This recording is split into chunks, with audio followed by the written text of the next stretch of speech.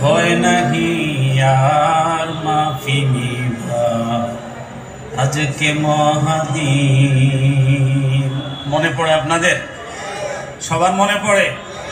যাদের মনে পড়ে তারা আমার সাথে বলেন, গুনাহগার ভয় নাহি আর মাফি নিবা আজকে মহাদিন।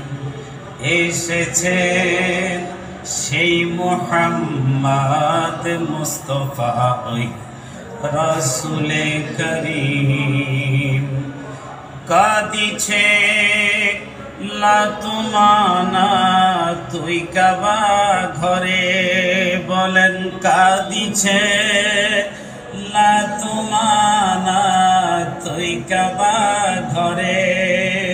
পালাবে কোন পথে হায় রোশনি ভরা আসমান জমিন।